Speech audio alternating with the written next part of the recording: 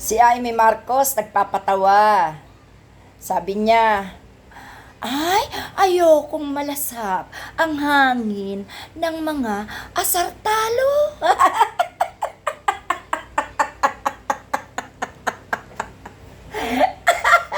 Ramdam na ramdam ko yung mga pisngi niya na mga merong silikone at saka yung ilong niyang napitpit.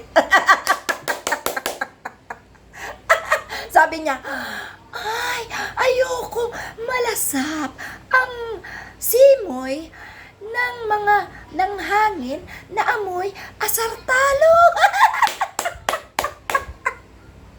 Oh my God!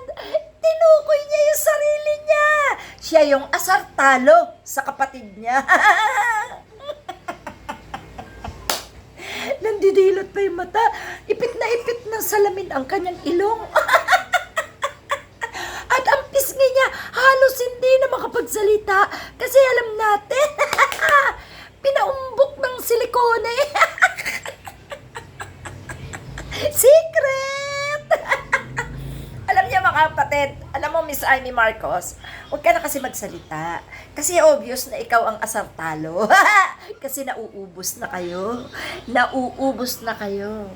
At isa pa, hindi ka na nire-recognize ng iyong kapatid. So, maliwanag, nakalaban ka talaga. Nakakaawa naman ito.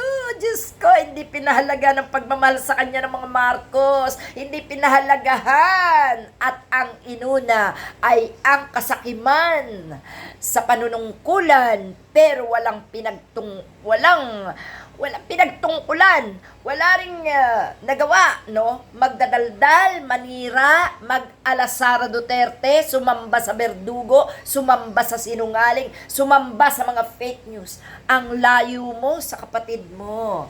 Sa bagay, pag ang dugo ay hindi pareho ang type, wala talagang alam na gawin yan. Kundi ang mainggit, ma-insecure, at maasartalo. Alam mo, ikaw talaga, Miss Amy, sayang naman yung mga pagkakataon na ibinigay sa'yo. Pinag-aral ka, inalagaan ka, lumaki ka, naging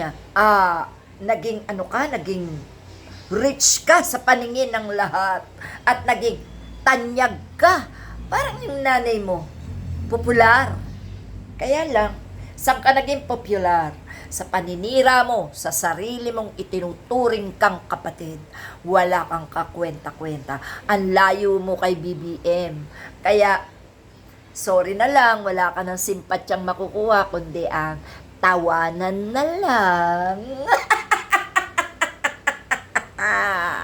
Okay, DDS, isa pang lagapak.